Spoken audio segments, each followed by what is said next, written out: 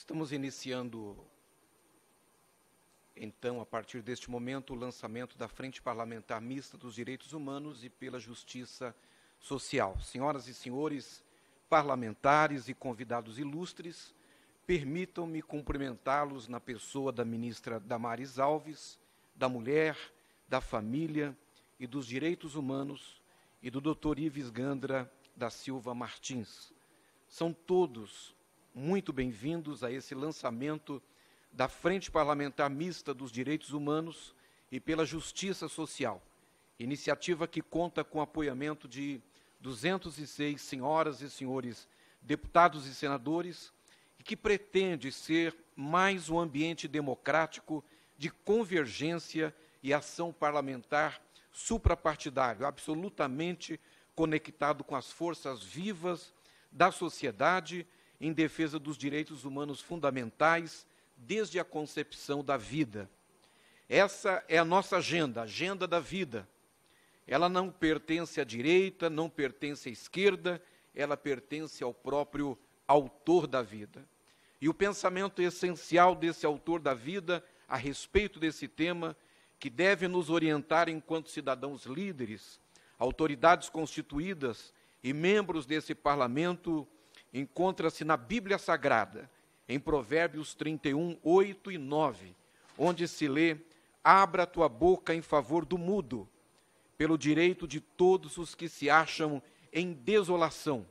Abre a tua boca, julga retamente e faze justiça aos pobres e aos necessitados. Essa deve ser a busca constante, diária, insistente, persistente desta frente parlamentar. Ela precisa conservar-se principalmente uma voz, a voz de quem não pode falar, a voz do bebê no ventre materno, a voz da pessoa idosa que vive o abandono ou sofre a violência, e, por vezes, a mais cruel forma de violência que é a praticada exatamente por quem mais deveria protegê-la. A voz do pobre, do trabalhador, em condições de escravidão ou em condições análogas à escravidão, do imigrante, do indígena, dos quilombolas, da criança vítima de violência e exploração sexual, dos milhões de invisíveis presos em suas casas, porque as cidades são ambientes despreparados e hostis às suas deficiências.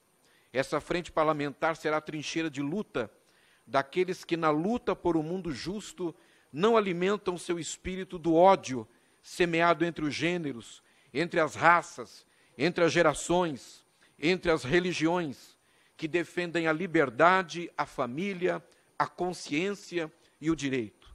Essa frente parlamentar defende a liberdade religiosa e será sempre a voz dos perseguidos por causa de sua crença ou pela falta dela e de sua religião, seja ela qual for, em nosso país e no mundo, onde, por exemplo, cerca de 100 mil pessoas são mortas a cada ano apenas pelo fato de serem cristãos, e grande parte desse número de execuções acontece em países com os quais o Brasil mantém vínculos diplomáticos e comerciais.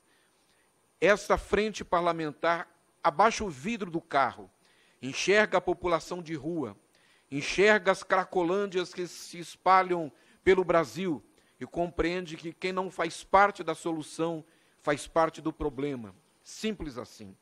Essa frente parlamentar condena o negacionismo em relação ao Holocausto judeu e demais genocídios que ocorreram e ainda ocorrem no mundo.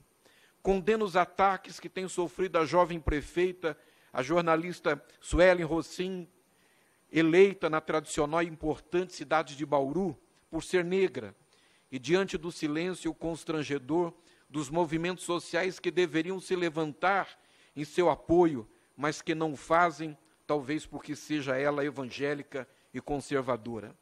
Essa frente parlamentar aplaude a iniciativa da ministra Damares Alves e do Ministério da Mulher, da Família e dos Direitos Humanos, em parceria com o ministro André Mendonça, do Ministério da Justiça e da Segurança Pública, que desencadeou a ação desenvolvida pelas polícias civis em todo o Brasil, na maior operação policial já ocorrida no mundo em combate à violência contra a pessoa idosa. Eu, pessoalmente, quero parabenizá-los e ao presidente Jair Bolsonaro. Ministra Damares, você foi a primeira ministra de Direitos Humanos que prendeu centenas de pessoas numa operação no Brasil. E quando os inquéritos policiais forem concluídos, espero que esse número aumente e aumente muito, e que você também inspire esse Estado a mandar para a cadeia muitos agressores de mulheres em todo o nosso país. Vou concluindo a minha fala, fazendo questão de mencionar aqui o prestígio que nos traz a presença da ministra Damares Alves, do doutor Ives Gandra, do doutor Tiago Vieira, porta-voz do IBDR, e de outros convidados ilustres. Ministra Damares, essa é a sua frente parlamentar, é a sua casa no Congresso Nacional. Eu finalizo com as palavras de Jesus registradas na Bíblia Sagrada, em Mateus, capítulo 5 e versículo 6. Bem-aventurados os que têm fome e sede de justiça, porque eles serão fartos. Amém? Que assim seja, que Deus nos abençoe e ao Brasil. Passo, neste momento, a palavra para fazer a sua exposição o nosso ilustre convidado, Dr. Ives Gandra da Silva Martins, presidente de honra do IBDR, professor emérito das universidades Mackenzie, Unip, Unifiel, UniFMU, do CIEL, Estado de São Paulo, das escolas de comando e Estado-Maior do Exército, da Escola Superior de Guerra e da Magistratura do Tribunal Regional Federal Primeira Região, professor honorário das universidades Austral, da Argentina, San Martín de Porres, Peru, Vasily Goldiz, Romênia, doutor honoris causa da Universidade de Craiova, Romênia, e das PUCs, Paraná e Rio Grande do Sul, catedrático da Universidade do Minho, Portugal, presidente do Conselho Superior de Direito da Fé Comércio São Paulo. Com a palavra, doutor Ives Gandra da Silva Martins. Ex-presidente desta frente parlamentar, cujas palavras realmente demonstram a preocupação do nosso Congresso de fazer com que o que é a essência do povo brasileiro seja reconhecido através da sua porta-voz, do porta-voz que é realmente o Poder Legislativo. Por ser desde os bancos acadêmicos, eu faço menção ao período em que ainda estava na faculdade e depois, quando ainda fazia política, até 1965, quando presidi o Partido Libertador em São Paulo, indicado pelo senador Melissá, pelo deputado Raul Pila, tendo como companheiros Paulo Brossage, Gabeira, Josafá Marinho, sempre entendi que nas frentes parlamentares, nos parlamentos, por ser parlamentarista desde os bancos acadêmicos, está a essência da representação popular, porque nos parlamentos nós temos tanto a situação quanto a oposição, razão pela qual a verdadeira casa, basta dizer que o autor Ligi Pirat, da Universidade Yale, quando ele examinou todos os países de representação democrática desde a Segunda Guerra Mundial, onde tinha havido ruptura institucional, das 20 maiores democracias, encontrou 19 parlamentaristas e só uma presidencialista, que era dos Estados Unidos. Então, é nesta casa, a casa que representa situação e posição, vale dizer, todo o povo brasileiro, eu entendo que a abertura de uma frente parlamentar como essa é de extrema relevância.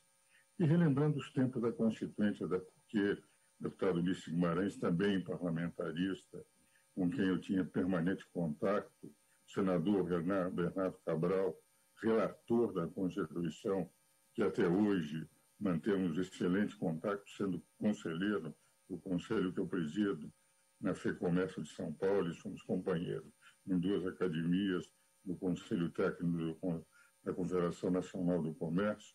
O importante é termos a origem, como começou a ser discutida na Constituição, os direitos humanos.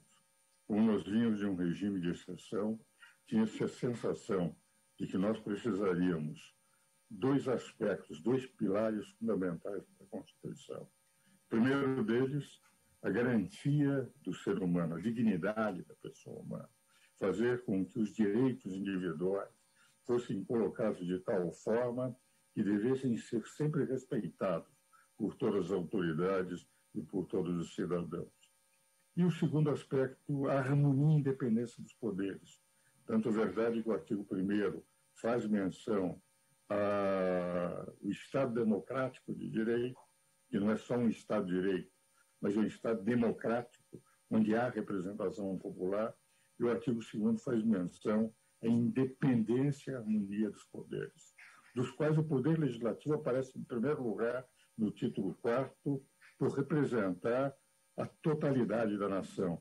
O Poder Executivo, em segundo lugar, por representar a maioria da nação. E o Poder Judiciário, em terceiro lugar, por não representar o povo, representar exclusivamente a lei, ser um prisioneiro da lei, ser aquele que deve guardar a lei e não desrespeitar nem invadir competências alheias.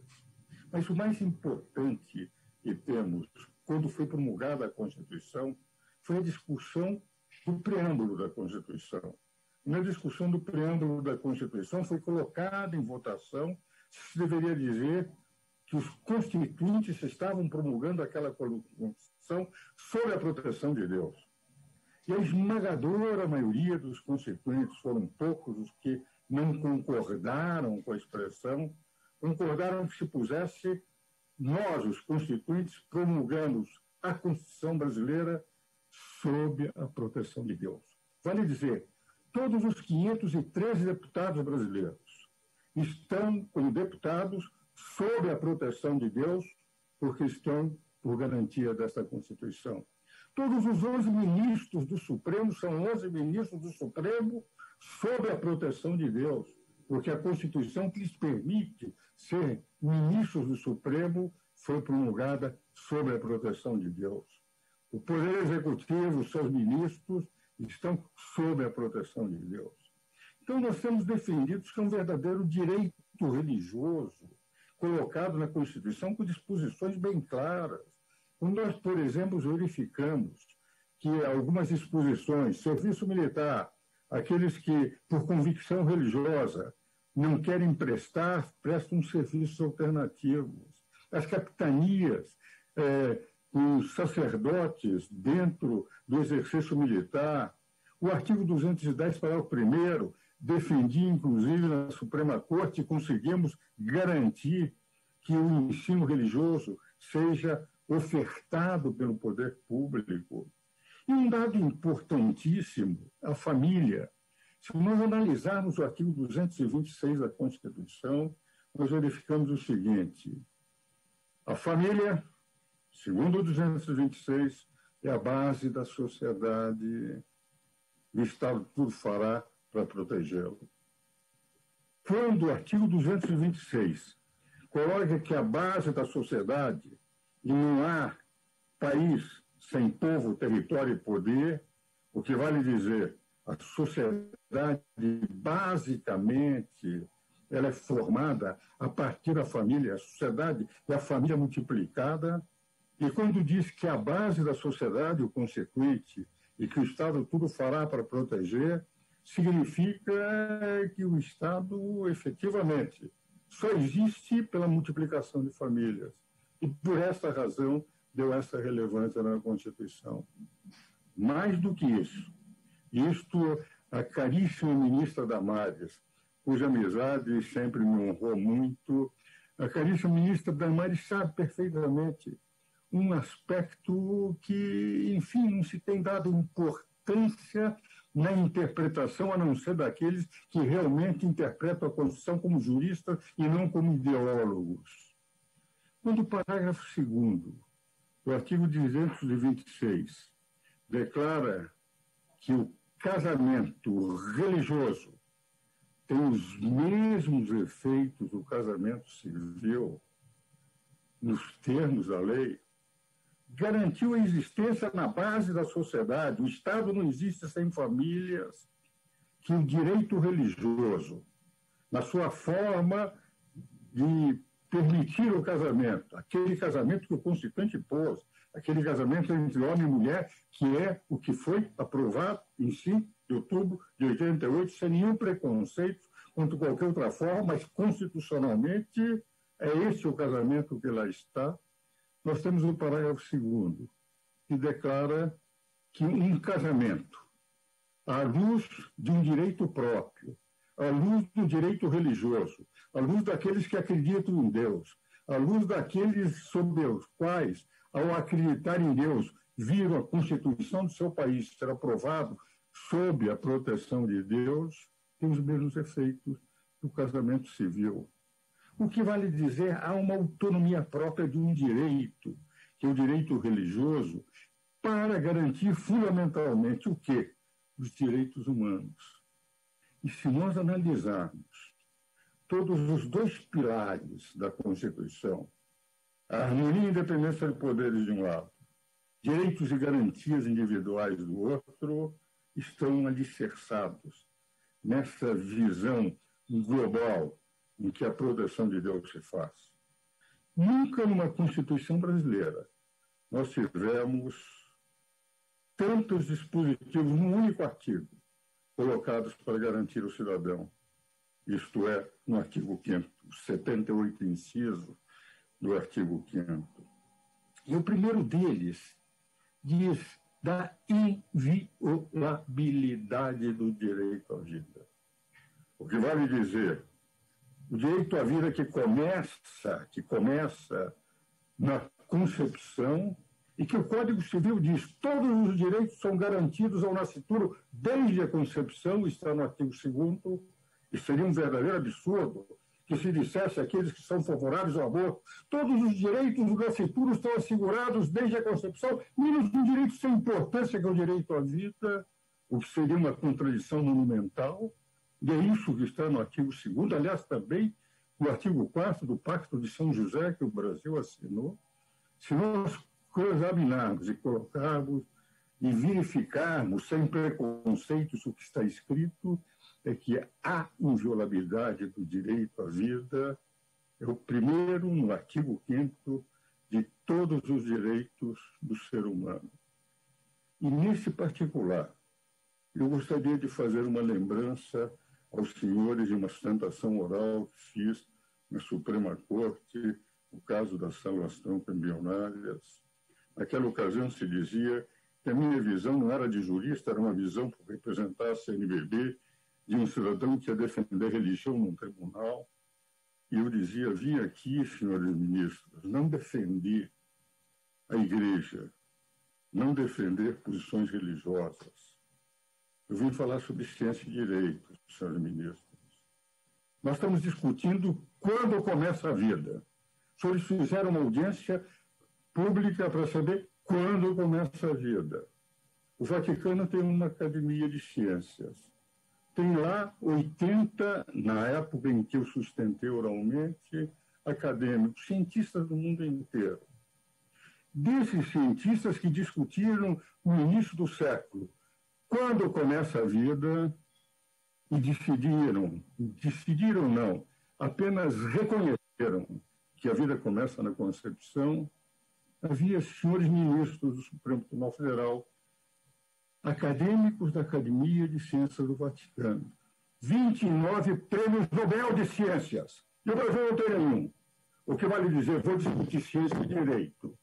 E a ciência declara que a vida começa na concepção. E cada vez que se faz um homicídio uterino, cada vez que se faz um aborto, nós estamos violentando o primeiro e mais fundamental dos direitos que está na Constituição, no artigo 5º, que começa dizendo que o principal direito é a inviolabilidade do direito à vida. Estou vendo que o meu tempo já está chegando ao fim, senhor presidente, minha querida ministra Damares, todos os deputados aqui presentes, os convidados. Mas eu quero dizer que essa luta pela produção de lixo hospitalar humano, que é o que ocorre cada vez que há um aborto nos hospitais provocado, esses homicídios uterinos, nunca se fala no direito do nascituro. Deveríamos ter uma curadoria do nascituro, como temos uma curadoria do Ministério dos Menores dentro do Ministério Público. Não se fala do sofrimento que os abortários americanos, o feto tem, ao ponto de, em muitos estados, exigirem que se anestesie a criança que se vai matar no ventre materno. Essa é a razão pela qual, na defesa dos direitos humanos, todos eles são importantes, mas, indiscutivelmente, o mais importante é o direito à vida. E é o direito à vida que, como disse o eminente presidente desta sessão, o direito à vida é aquele que nós temos a obrigação. É fundamental que defendamos, porque uma Constituição que não preserva o mais relevante direito, e que considere que uma das grandes evoluções da humanidade é matar crianças no ventre materno, como se isto fosse o grande progresso da civilização no século XXI, é algo que, felizmente, os nossos constituintes, em 88, não aprovaram. E eu espero que essa frente parlamentar, essa comissão criada, venha defender a exaustão, a garantia de todos os seres humanos concebidos dividirem a vida. E lembro de uma audiência pública que fiz nessa casa, e com isso eu estou encerrando, em que estava fazendo audiência. Era uma comissão do saudoso amigo e deputado Hélio Bicudo, discutindo sobre o aborto, um dos projetos de lei que havia sobre o aborto. Estamos eu e meu querido e também saudoso amigo Adílio Jatene. E o Adílio Jatene, no seu depoimento pessoal, declarou o seguinte, que quando a sua mãe foi consultar o médico e ele estava concebido nos primeiros meses de vida, de nascituro, no ventre materno, os médicos aconselharam o aborto, porque naquela época a hipertensão podia levar à morte a mãe, e que achavam que ela estava correndo perigo de vida. E ela disse, não matarei meu filho. Fez questão, e foi o depoimento nessa casa, e deve estar nos anais dessa casa, fez questão de dizer que sua mãe, ao não fazer o aborto, garantiu-lhe a vida. E tivemos um dos maiores médicos da história brasileira, salvos por deliberação da mãe, não dos médicos que tinham receio que ela viesse a morrer. Elas prefiram morrer, mas salvar o meu filho. Eu digo isso e trago esse depoimento final de um saudoso amigo, porque quantos que estão sendo abortados poderiam ser gênios ao auxiliar esse país. Essa é a razão pela qual o primeiro grande direito dos constituintes de 87 e 88 colocaram no artigo 5º como dos 5 princípios fundamentais. O principal deles é a inviolabilidade do direito à vida. Muito obrigado pela atenção que me dispensaram.